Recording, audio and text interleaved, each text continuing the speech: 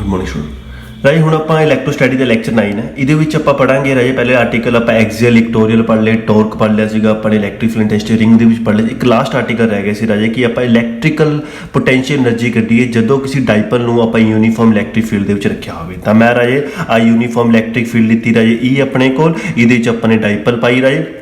किसी angle theta ते लिखा है इलैक्ट्रिकल डाइपल लीती जिहदी डाइपल मूवमेंट पी है उन्होंने इलैक्ट्रिक फील्ड ई दे विच पाया है किहड़े एंगल ते थीटा एंगल ते तुहानूं पता है जदों भी इहो जी कंडीशन हुंदी है जदों आपां इलैक्ट्रिक फील्ड ई दे विच कोई डाइपल मूवमेंट किसी एंगल थीटा दे विच पाਉਂਦੇ ਹਾਂ ਤਾਂ टॉर्क अपने कोल आंदी है पी ई sin थीटा तुसीं प्रीवियस लैक्चर ਦੇ ਵਿੱਚ पढ़ चुके तुसीं प्रीवियस वीडियो देख लिਓ torque equals to P E sin theta ਹੁਣ ਰਾਜੇ ਆਪਣਾ ਐਕਚੁਅਲ 'ਚ ਕੀ ਕੰਮ ਹੈ ਕਿ ਜੇ ਮੈਂ ਇਸ ਡਾਈਪਲ ਨੂੰ ਇਸ ਇਲੈਕਟ੍ਰਿਕ ਫੀਲਡ ਦੇ ਵਿੱਚ ਰੋਟੇਟ ਕਰਾਂ ਤਾਂ ਕਿੰਨਾ ਵਰਕ ਡਨ ਹੋਊਗਾ ਰਾਜੇ ਓਬਵੀਅਸ ਹੈ ਰਾਜੇ ਆਪਣੇ ਕੋਈ ਚੀਜ਼ ਆਪਾਂ ਇੱਕ ਜਗ੍ਹਾ ਦੂਜੀ ਜਗ੍ਹਾ ਮੂਵ ਕਰੀਏ ਤਾਂ ਆਪਾਂ ਵਰਕ ਡਨ ਹੁੰਦਾ ਹੀ ਹੈ ਰਾਜੇ ਤੇ ਉਹ ਵਰਕ ਡਨ ਹਮੇਸ਼ਾ ਕਿਹਦੇ ਕੋਲ ਹੁੰਦਾ ਫੋਰਸ ਇਨਟੂ ਡਿਸਪਲੇਸਮੈਂਟ ਰਾਜੇ ਠੀਕ ਹੈ ਜੀ ਤੇ ਉਹਦੇ ਫੋਰਸ ਦਾ ਕੰਮ ਕੌਣ ਕਰ ਰਿਹਾ ਟੋਰਕ ਕਿਉਂਕਿ ਆਪਣੇ ਕੋਲ ਗੱਲ ਹੋ ਰਹੀ ਹੈ ਐਂਗੂਲਰ ਪੋਜੀਸ਼ਨ ਦੀ ਤੇ ਡਿਸਟੈਂਸ ਦੀ ਜਗ੍ਹਾ ਕੀ ਹੋ ਰਿਹਾ ਆਪਣੇ ਕੋਲ ਐਂਗਲ ਮੂਵ ਹੋ ਰਿਹਾ ਇਸ ਕਰਕੇ ਵਰਕ ਡਨ ਦੀ ਹੁੰਦਾ ਫੋਰਸ ਐਂਡ ਡਿਸਪਲੇਸਮੈਂਟ ਹੀ ਉਰੇ ਆਪਾਂ ਫੋਰਸ ਲਵਾਂਗੇ ਟੋਰਕ ਤੇ ਡਿਸਪਲੇਸਮੈਂਟ ਲਾਂਗੇ ਡੀ ਥੀਟਾ ਰਹੇ ਆ ਟੋਰਕ ਦੀ ਵੈਲਿਊ ਆਪਾਂ ਨੇ ਉਰੇ ਕੀ ਕਰਤੀ ਪੁੱਟ ਪੀ ਈ ਸਾਈਨ ਥੀਟਾ ਤੇ ਟੋਟਲ ਵਰਕ ਡਨ ਕੱਢਣ ਲਈ ਹਮੇਸ਼ਾ ਆਪਾਂ ਕੀ ਕਰਦੇ ਹਾਂ ਰਾਜੇ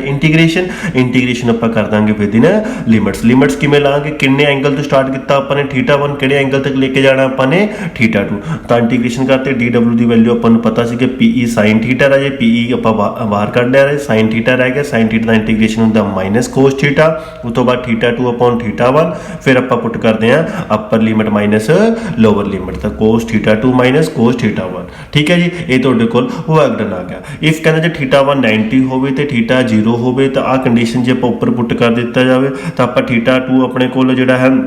ਆਪਾਂ ਨੇ 0 ਪੁੱਟ ਕਰਤਾ ਠੀਕ ਹੈ ਜੀ ਤੇ ਥੀਟਾ 1 ਆਪਾਂ 90 ਕੋਸ 90 ਹੁੰਦਾ 0 ਤੇ ਇਹ ਵਰਕ ਡਨ ਜਿਹੜਾ ਆ ਜਾਊਗਾ ਕੀ ਆ ਜਾਊਗਾ ਮਾਈਨਸ ਪੀ ਈ ਕੋਸ ਥੀਟਾ ਆ ਜਾਊਗਾ ਇਹ ਸਾਰਾ ਵਰਕ ਡਨ ਕਿਹਦੇ ਸਟੋਰ ਹੁੰਦਾ ਰਾਜੇ ਪੋਟੈਂਸ਼ੀਅਲ એનર્ਜੀ ਦੇ ਵਿੱਚ ਇਸ ਕਰਕੇ ਆਪਾਂ ਇਹਨੂੰ ਯੂ ਲਿਖਦੇ ਆ ਤੇ ਉਹਦੇ ਪੋਟੈਂਸ਼ੀਅਲ એનર્ਜੀ ਦਾ ਫਾਰਮੂਲਾ ਬਣ ਗਿਆ ਮਾਈਨਸ ਪੀ ਈ ਕੋਸ ਥੀਟਾ ਕਰਿਆ ਕੀ ਰਾਜੇ ਆਪਾਂ ਇਲੈਕਟ੍ਰਿਕ ਫੀਲਡ ਲਿੱਤੀ ਉਹਦੇ ਚ ਡਾਈਪਲ ਪਲੇਸ ਕੀਤੀ ਤੇ ਤੁਹਾਨੂੰ ਪਤਾ ਜਦੋਂ ਡਾਈਪਲ ਪਲੇਸ ਕਰਦੇ ਆ ਤਾਂ ਟੋਰਕ ਕਿਹਦੇ ਕੋਲ ਹੁੰਦਾ ਪੀ ਈ ਸਾਈਨ ਥੀਟਾ ਫਿਰ ਉਹਨੂੰ ਆਪਾਂ ਰੋਟੇਟ ਕਰ ਰਹੇ ਤਾਂ ਵਰਕ ਡਨ ਹੋਊਗਾ ਵਰਕ ਡਨ ਕਿਹਦੇ ਕੋਲ ਹੁੰਦਾ ਫੋਰਸ ਇਨਟੂ ਡਿਸਪਲੇਸਮੈਂਟ ਫੋਰਸ ਦੀ ਜਗ੍ਹਾ ਉਰੇ ਆਪਾਂ ਕੀ ਲਾਂਗੇ ਟੋਰਕ ਤੇ ਡਿਸਪਲੇਸਮੈਂਟ ਦੀ ਜਗ੍ਹਾ ਉਰੇ ਆਪਾਂ ਕੀ ਲਾਂਗੇ ਡੀ ਥੀਟਾ ਟੋਰਕ ਦੀ ਵੈਲਿਊ ਪੁੱਟ ਕਰ ਦਾਂਗੇ ਫਿਰ ਉਹਨੂੰ ਇੰਟੀਗ੍ਰੇਸ਼ਨ ਵਿਦਿਨ ਲਿਮਿਟਸ ਕਰ ਦਾਂਗੇ ਲਿਮਿਟਸ ਕਿੱਥੋਂ ਦੀ ਕਿੱਥੇ ਤੱਕ ਜਾਣਗੀਆਂ ਰਾਜੇ ਥੀਟਾ 1 ਤੋਂ ਲੈ ਕੇ ਥੀਟਾ 2 ਤੱਕ ਜਾਣਗੇ ਰਾਜੇ ਕਿਉਂਕਿ ਥੀਟਾ 1 ਤੋਂ ਲੈ ਕੇ ਥੀਟਾ 2 ਤੱਕ ਆਪਾਂ ਰੋਟੇਟ ਕਰ ਰਹੇ ਹਾਂ ਫਿਰ ਦਾ ਇੰਟੀਗ੍ਰੇਸ਼ਨ ਕਰ ਲਾਂਗੇ ਤਾਂ ਉਹ ਤੋਂ ਆਪਣੇ ਕੋਲ ਪੋਟੈਂਸ਼ੀਅਲ એનર્ਜੀ ਆ ਜਾਏਗੀ ਮਾਈਨਸ ਪੀ ਈ ਕੋਸ ਥੀਟਾ ਰਾਜੇ ਇਹ ਤੁਹਾਡਾ ਇਲੈਕਟ੍ਰਿਕ ਫੀਲਡ ਸਬ ਯੂਨਿਟ ਖਤਮ ਹੋ ਗਈ ਰਾਜੇ ਨੈਕਸਟ ਆਪਾਂ ਸਬ ਯੂਨਿਟ ਗੌਸ ਥਿਊਰਮ ਤੁਹਾਨੂੰ ਸਟਾਰਟ ਕਰਾਵਾਂਗੇ ਫਿਰ ਤਿੰਨੋਂ ਸਬ ਯੂਨਿਟ ਦੇ ਖਤਮ ਹੋਣ ਤੋਂ ਬਾਅਦ ਆਪਾਂ ਨਿਊਮੈਰੀਕਲ ਜਿਹੜੇ ਹੈ ਸਟਾਰਟ ਕਰਾਂਗੇ ਤਾਂ ਸਭ ਤੋਂ ਪਹਿਲਾਂ ਹੁਣ ਆਪਾਂ ਗੌਸ ਥਿਊਰਮ ਇਹ ਬੜੀ ਇੰਪੋਰਟੈਂਟ ਥਿਊਰਮ ਹੈ ਰਾਜੇ ਇਹਦੇ ਨੂੰ ਪੜ੍ਹਨ ਲਈ ਸਭ ਤੋਂ ਪਹਿਲਾਂ ਆਪਾਂ ਏਰੀਆ ਵੈਕਟਰ ਦੀ ਇੱਕ ਡੈਫੀਨੇਸ਼ਨ ਸਟੱਡੀ ਕਰਾਂਗੇ ਕਿਉਂਕਿ ਏਰੀਆ ਵੈਕਟਰ ਦਾ ਬੜਾ ਰੋਲ ਹੈ ਏਰੀਆ ਵੈਕਟਰ ਕੀ ਹੈ ਆਪਾਂ ਏਰੀਆ ਨੋਰਮਲੀ ਛੋਟੀ ਕਲਾਸਿਸ ਦੇ ਵਿੱਚ ਪੜ੍ਹਿਆ ਹੋਣਾ ਕਿ ਜੇ ਆਪਾਂ ਸਰਕਲ ਦਾ ਏਰੀਆ ਕੱਢੀਏ ਤਾਂ ਉਹਦਾ ਫਾਰਮੂਲਾ ਹੁੰਦਾ ਰਾਜੇ ਪਾਈ ਆਰ ਦੀ ਸਕੁਅਰ ਰੈਕਟੈਂਗਲ ਦਾ ਏਰੀਆ ਕੱਢੀਏ ਉਹਦਾ ਫਾਰਮੂਲਾ ਹੁੰਦਾ ਲੈਂਥ ਇਨਟੂ ਬ੍ਰੈਡਥ ਹੈ ਨਾ ਪਰ ਉੱਥੇ ਆਪਾਂ ਡਾਇਰੈਕਸ਼ਨ ਨਹੀਂ ਪੜ੍ਹਦੇ ਸੀ ਪਰ ਰਾਜੇ ਹਰੇਕ ਏਰੀਏ ਦੀ ਹਰੇਕ ਸਰਫੇਸ ਦੀ ਆਪਣੀ ਨਾ ਕੋਈ ਡਾਇਰੈਕਸ਼ਨ ਹੁੰਦੀ ਹੈ ਰਾਜੇ ਉਹ ਆਪਾਂ ਗੌਸ ਥਿਊਰਮ ਦੀ ਸਟੱਡੀ ਕਰਾਂਗੇ ਤੇ ਉਹ ਡਾਇਰੈਕਸ਼ਨ ਹਮੇਸ਼ਾ ਪਰਪੈਂਡੀਕੂਲਰ ਹੁੰਦੀ ਹੈ ਤਾਂ ਆਪਾਂ ਨਾਰਮਲੀ ਵੀ ਕਹਿ ਸਕਦੇ ਹਾਂ ਸਿੰਪਲੀ ਵੀ ਕਹਿ ਸਕਦੇ ਹਾਂ ਕਿਸੇ ਵੀ ਸਰਫੇਸ ਦੇ ਆਪਾਂ ਨਾਰਮਲ ਡਰਾ ਕਰਦੀ ਹੈ ਉਹ ਏਰੀਆ ਵੈਕਟਰ ਹੁੰਦਾ ਤਾਂ ਮਤਲਬ ਹਰੇਕ ਸਰਫੇਸ ਦੇ ਆਪਣਾ ਕੋਈ ਨਾ ਕੋਈ ਡਾਇਰੈਕਸ਼ਨ ਹੁੰਦੀ ਹੈ ਉਸ ਸਰਫੇਸ ਦਾ ਜੇ ਆਪਾਂ ਪਰਪੈਂਡੀਕੂਲਰ ਕੋਈ ਡਰਾ ਕਰੀਏ ਰਾਜੇ ਉਹ ਹੁੰਦਾ ਆਪਣੇ ਕੋਲ ਏਰੀਆ ਵੈਕਟਰ ਜਿਵੇਂ ਮੰਨ ਲਓ ਆ ਇੱਕ ਮੈਂ ਸਰਫੇਸ ਲਿੱਤਾ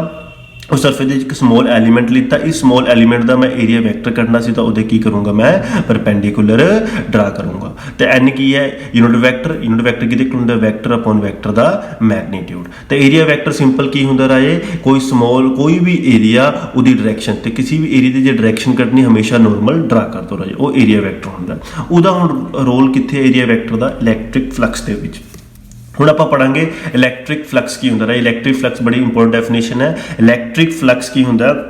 किसी सरफेस ਦੇ ਵਿੱਚ ਕੋਈ ਸਰਫੇਸ ਹੈ ਉਸ ਸਰਫੇਸ ਦੇ ਵਿੱਚ ਕਿੰਨੀਆਂ ਇਲੈਕਟ੍ਰਿਕ ਫੀਲਡ ਲਾਈਨਾਂ ਪਾਸ ਹੋ ਰਹੀਆਂ ਨੇ ਉਹਨੂੰ ਕੈਲਕੂਲੇਟ ਕਰਨ ਲਈ ਆਪਾਂ ਇਲੈਕਟ੍ਰਿਕ ਫਲਕਸ ਕਹਿੰਦੇ ਤੇ ਡੈਫੀਨੇਸ਼ਨ ਕੀ ਹੁੰਦੀ ਹੈ ਕਿੰਨੀਆਂ ਇਲੈਕਟ੍ਰਿਕ ਫੀਲਡ ਲਾਈਨਾਂ ਪਾਸ ਹੋ ਰਹੀਆਂ ਨੇ ਕਿਸੇ ਸਰਫੇਸ ਦੇ ਵਿੱਚ ਉਹਨੂੰ ਕੈਲਕੂਲੇਟ ਕਰਨ ਲਈ ਆਪਾਂ ਕੀ ਕੱਢਦੇ ਹਾਂ ਰਾਜੇ ਇਲੈਕਟ੍ਰਿਕ ਫਲਕਸ ਕੱਢਦੇ ਹਾਂ ਇਲੈਕਟ੍ਰਿਕ ਫਲਕਸ ਨੂੰ ਆਪਾਂ ਡਿਨੋਟ ਕਿਹਦੇ ਨਾਲ ਕਰਦੇ ਹਾਂ ਫਾਈ ਕਿਹਦੇ ਕੋਲ ਹੁੰਦਾ E ਇਨਟੂ S E ਹੁੰਦਾ ਆਪਣੇ ਕੋਲ ਇਲੈਕਟ੍ਰਿਕ ਫੀਲਡ ਲਾਈਨਸ S ਹੁੰਦਾ ਸਰਫੇਸ ਜੇ ਆਪਾਂ ਇਹਨੂੰ ਕੈਲਕੂਲੇਟ ਕਰਨਾ ਹੋਏ ਇਨ ਵੈਕਟਰ ਦੀ ਫਾਰਮ ਦੇ ਵਿੱਚ ਤਾਂ E ds ਤਾਂ ਡਾਟ ਪ੍ਰੋਡਕਟ ਆਪਾਂ ਐਲੀਮੀਨੇਟ ਕਰਕੇ ਹਮੇਸ਼ਾ ਕੀ ਲਾਉਂਦੇ ਹਾਂ ਕੋਸ ਥੀਟਾ ਰਾਏ। ਆਹ ਜਿਹੜਾ ਆਪਣੇ ਕੋਲ ਇੰਟੈਗਰਲ ਦੇ ਵਿੱਚ ਆ ਮੈਂ ਸਰਕਲ ਪਾਇਆ ਹੈ, ਇਹਦਾ ਮਤਲਬ ਹੁੰਦਾ ਹੈ ਕਿ ਹਮੇਸ਼ਾ ਇਹ ਇੰਟੈਗਰਲ ਕਰ ਰਹੇ ਆਪਾਂ ਕਿਸੇ ਕਲੋਜ਼ ਸਰਫੇਸ ਦਾ। ਜੇ ਐਵੇਂ ਇੰਟੈਗਰਲ ਹੈ ਤਾਂ ਉਹ ਓਪਨ ਸਰਫੇਸ ਹੈ, ਪਰ ਜੇ ਐਵੇਂ ਇੰਟੈਗਰਲ ਤਾਂ ਉਹ ਕੀ ਹੈ, ਕਲੋਜ਼ ਸਰਫੇਸ ਰਾਏ। ਤਾਂ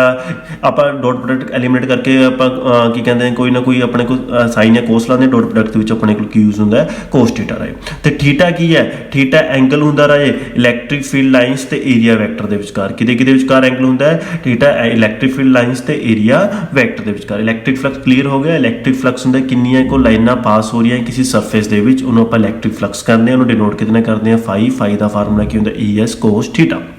ਹੁਣ ਹਾਂਜੀ ਰਾਜੇ, ਹੁਣ ਜਿਹੜਾ ਸਪੈਸ਼ਲ ਕੇਸ ਸੀਗੇ, ਸਪੈਸ਼ਲ ਕੇਸ ਦੇ ਵਿੱਚ ਹੁਣ ਮੈਂ ਤੁਹਾਨੂੰ ਦੱਸਦਾ ਰਾਜੇ ਕਿਵੇਂ ਹੁੰਦਾ। ਜੇ ਮੰਨ ਲਓ ਮੈਂ ਸਰਫੇਸ ਐਵੇਂ ਰੱਖਿਆ, ਆਹ ਸਰਫੇਸ ਹੈ, ਆਹ ਸਰਫੇਸ ਦੇ ਵਿੱਚ ਇਲੈਕਟ੍ਰਿਕ ਫੀਲਡ ਲਾਈਨਾਂ ਇੱਧਰੋਂ ਪਾਸ ਹੋ ਜਾਣਗੇ, ਉੱਪਰੋਂ ਪਾਸ ਹੋਣਗੇ, ਇਹਦੇ ਵਿੱਚ ਤਾਂ ਪਾਸ ਹੋਣਗੀਆਂ ਨਹੀਂ ਹੈ, ਤਾਂ ਇਸ ਕਰਕੇ ਏਰੀਆ ਵੈਕਟਰ ਦੀ ਡਾਇਰੈਕਸ਼ਨ ਉਰੇ ਮੈਟਰ ਕਰਦੀ ਹੈ ਰਾਜੇ। ਜੇ ਮੈਂ ਉਰੇ ਆਪਣੇ ਕੋਲ ਸਰਫੇਸ ਇਸ ਤਰ੍ਹਾਂ ਰੱਖਦਾ ਇਵੇਂ, ਤਾਂ ਇਲੈਕਟ੍ਰਿਕ ਫੀਲਡ ਲਾਈਨਾਂ ਇਹਦੇ 'ਚ ਪਾਸ ਹੋਣਗੀਆਂ। ਤੇ ਜੇ ਮੈਂ ਇਹਦਾ ਏਰੀਆ ਵੈਕਟਰ ਡਰਾ ਕਰਨਾ ਤਾਂ ਇਹ ਏਰੀਆ ਵੈਕਟਰ ਹਮੇਸ਼ਾ ਇਹਦੇ ਕੀ ਹੋਊਗਾ, ਪਰਪੈਂਡੀਕੂਲਰ ਹੋਊਗਾ। ਜਿਵੇਂ ਕਿ ਮੈਂ ਹੁਣ ਪਹਿਲਾ ਸਪੈਸ਼ਲ ਕੇਸ ਹੈ, ਇਫ ਥੀਟਾ ਇਕੁਅਲਸ 0, ਥੀਟਾ 0 ਕਦੋਂ ਹੋਊਗਾ ਰਾਜੇ, ਜੇ ਮੰਨ ਲਓ ਮੈਂ ਏਰੀਆ ਵੈਕਟਰ ਐਵੇਂ ਰੱਖਿਆ ਹੋਇਆ ਤੇ ਇਹਦੇ ਵਿੱਚ ਇਲੈਕਟ੍ਰਿਕ ਫੀਲਡ ਲਾਈਨਾਂ ਵੀ ਪਾਸ ਹੋ ਰਹੀਆਂ। ਇਲੈਕਟ੍ਰਿਕ ਫੀਲਡ ਲਾਈਨਾਂ ਜੇ ਮੰਨ ਲਓ ਆਹ ਚੀਜ਼ ਆਪਣੇ ਕੋਲ ਸਰਫੇਸ, ਇਹਦੇ ਵਿੱਚ ਇਲੈਕਟ੍ਰਿਕ ਫੀਲਡ ਲਾਈਨਾਂ ਵੀ ਪਾਸ ਹੋ ਰਹੀਆਂ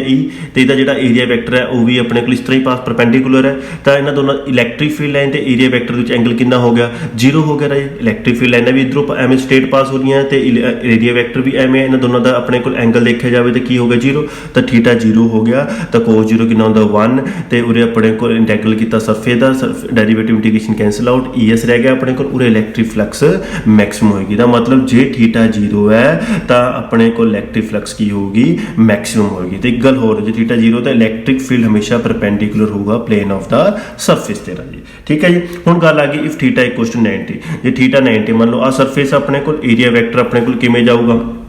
ਐਵੇਂ ਹੋਊਗਾ ਰਾਜੇ, ਐਵੇਂ ਉੱਪਰਲੀ ਸਾਈਡ ਨੂੰ ਏਰੀਆ ਵੈਕਟਰ ਹੋਊਗਾ ਰਾਜੇ। ਇਲੈਕਟ੍ਰਿਕ ਫੀਲਡ ਲਾਈਨਾਂ ਐਵੇਂ ਪਾਸ ਹੋ ਰਹੀਆਂ ਤਾਂ ਏਰੀਆ ਵੈਕਟਰ ਤੇ ਇਲੈਕਟ੍ਰਿਕ ਫੀਲਡ ਲਾਈਨਾਂ ਦੇ ਵਿਚਕਾਰ ਐਂਗਲ ਕਿੰਨਾ ਹੋ ਗਿਆ, 90। ਤੇ ਜੇ ਕੋਸ 90 ਕੀ ਹੁੰਦਾ, 0, ਔਰ ਇਲੈਕਟ੍ਰਿਕ ਫਲਕਸ ਕੀ ਹੋਊਗਾ, 0। ਇਸ ਕਰਕੇ ਆਪਣੇ ਕੋਲ ਇਸ ਕੇਸ ਦੇ ਵਿੱਚ ਏਰੀਆ ਵੈਕਟਰ ਮੈਟਰ ਕਰਦਾ। ਏਰੀਆ ਵੈਕਟਰ ਮਤਲਬ ਡਾਇਰੈਕਸ਼ਨ ਮੈਟਰ ਕਰਦੀ ਹੈ ਰਾਜੇ, ਕਿਉਂਕਿ ਹੁਣ ਇਸ ਤਰ੍ਹਾਂ ਰੱਖਿਆ, ਜਦੋਂ ਆਪਾਂ ਨੇ ਏਰੀਆ ਵੈਕਟਰ ਦੇ ਪਰਪੈਂਡੀਕੂਲਰ ਸੀਗਾ, ਇਲੈਕਟ੍ਰਿਕ ਫੀਲਡ ਲਾਈਨਾਂ ਐਵੇਂ ਪਾਸ ਹੋ ਗਈਆਂ ਤੇ ਏਰੀਆ ਵੈਕਟਰ ਤੇ ਇਲੈਕਟ੍ਰਿਕ ਫੀਲਡ ਲਾਈਨਾਂ ਦੇ ਵਿੱਚ ਐਂਗਲ ਕਿੰਨਾ, 0। ਤਾਂ ਕੋਸ 90 ਕਿੰਨਾ ਹੁੰਦਾ, 0। ਤੇ ਇਸ ਕੇਸ ਦੇ ਵਿੱਚ ਇਲੈਕਟ੍ਰਿਕ ਫਲਕਸ ਕੀ ਹੋਊਗਾ, 0। ਤੇ ਇਲੈਕਟ੍ਰਿਕ ਫੀਲਡ ਜਿਹੜਾ ਹੈ parallel to the plane of the surface. Clear ਹੋਇਆ ਸਪੈਸ਼ਲ ਕੇਸ ਰਾਜੇ, ਏਰੀਆ ਵੈਕਟਰ ਕਲੀਅਰ ਹੋਇਆ। ਏਰੀਆ ਵੈਕਟਰ ਹਮੇਸ਼ਾ ਕੀ ਹੁੰਦਾ ਆਪਣੇ ਕੋਲ, ਕਿਸੇ ਵੀ ਏਰੀਆ ਦੇ ਪਰਪੈਂਡੀਕੂਲਰ। ਠੀਕ ਹੈ ਜੀ। ਤੇ ਇਸ ਕੇਸ ਸਮਝ ਆ ਗਈ ਕਿ ਇਹਦੇ ਵਿੱਚ ਥੀਟਾ 0 ਕਿਉਂ ਹੈ। ਜਿਵੇਂ ਜਦੋਂ ਆਪਾਂ ਸਰਫੇਸ ਐਵੇਂ ਰੱਖਿਆ ਤਾਂ ਇਲੈਕਟ੍ਰਿਕ ਫੀਲਡ ਲਾਈਨਾਂ ਤੇ ਏਰੀਆ ਵੈਕਟਰ ਦੋਨਾਂ ਦੀ ਡਾਇਰੈਕਸ਼ਨ ਕੀ ਸੀਗੀ ਆਪਣੇ ਕੋਲ, 0, ਕਿਉਂਕਿ ਇਹ ਵੀ ਇੱਧਰ ਨੂੰ ਪਾਸ ਹੋ ਰਹੀਆਂ ਸੀ, ਏਰੀਆ ਵੈਕਟਰ ਵੀ ਆਪਣੇ ਕੋਲ ਇਸ ਤਰ੍ਹਾਂ ਹੀ ਸੀਗਾ ਰਾਜੇ। ਪਰ ਜਦੋਂ ਆਪਾਂ ਸਰਫੇਸ ਇਵੇਂ ਰੱਖਿਆ ਤਾਂ ਇਲੈਕਟ੍ਰਿਕ ਫੀਲਡ ਲਾਈਨਾਂ ਐਵੇਂ ਸਟ੍ਰੇਟ ਪਾਸ ਹੋ ਰਹੀਆਂ, ਪਰ ਏਰੀਆ ਵੈਕਟਰ ਕੀ ਹੈ, ਇਹਦੇ ਪਰਪੈਂਡੀਕੂਲਰ। ਇਸ ਕਰਕੇ ਥੀਟਾ ਕਿੰਨਾ ਹੋ ਗਿਆ, 90। ਇਸ ਕੇਸ ਦੇ ਵਿੱਚ ਇਲੈਕਟ੍ਰਿਕ ਫਲਕਸ 0 ਹੈ, ਇਸ ਕੇਸ ਦੇ ਵਿੱਚ ਇਲੈਕਟ੍ਰਿਕ ਫਲਕਸ ਮੈਕਸਿਮਮ ਹੈ। ਓਕੇ, ਹੁਣ ਰਾਜੇ ਆਪਾਂ ਪੜ੍ਹਦੇ ਹਾਂ ਇਲੈਕਟ੍ਰਿਕ ਫਲਕਸ ਦਾ ਡਾਇਮੈਂਸ਼ਨਲ ਫਾਰਮੂਲਾ। ਡਾਇਮੈਂਸ਼ਨਲ ਫਾਰਮੂਲਾ ਆ ਹੁੰਦਾ ਰਾਜੇ, ਇਹ ਕੀ ਹੈ, ਇੱਕ ਸਕੇਲਰ ਕੁਆਂਟੀਟੀ ਹੈ। ਨੈਕਸਟ ਆਉਂਦਾ ਰਾਜੇ state and prove Ghaus theorem. ਇਹ ਲਾਸਟ ਇਹਦਾ ਲੈਕਚਰ ਆਰਟੀਕਲ ਹੈ, ਪਰ ਇਹ ਬਹੁਤ ਜ਼ਿਆਦਾ ਇੰਪੋਰਟੈਂਟ ਆਰਟੀਕਲ ਹੈ। ਹੁਣ ਕੀ ਕਹਿੰਦਾ, ਅਕੋਰਡਿੰਗ ਟੂ ਗੌਸ ਥਿਊਰਮ, ਕਹਿੰਦਾ ਅਕੋਰਡਿੰਗ ਟੂ ਗੌਸ ਥਿਊਰਮ ਜੇ ਕਿਸੇ ਕਲੋਜ਼ ਸਰਫੇਸ ਦੀ ਇਲੈਕਟ੍ਰਿਕ ਫਲਕਸ ਕੱਢਣੀ ਹੈ, ਉਹ ਹਮੇਸ਼ਾ ਕਿਹਦੇ ਇਕੁਅਲ ਹੋਏਗੀ, ਜਿੰਨਾ ਉਸ ਬੋਡੀ ਦੇ ਉੱਪਰ ਚਾਰਜ ਹੈ, ਡਿਵਾਈਡ ਕਰਾ ਦੋ ਉਹਨੂੰ ਅਪਸਾਈਡ ਨੋਟ ਦੇ ਨਾਲ।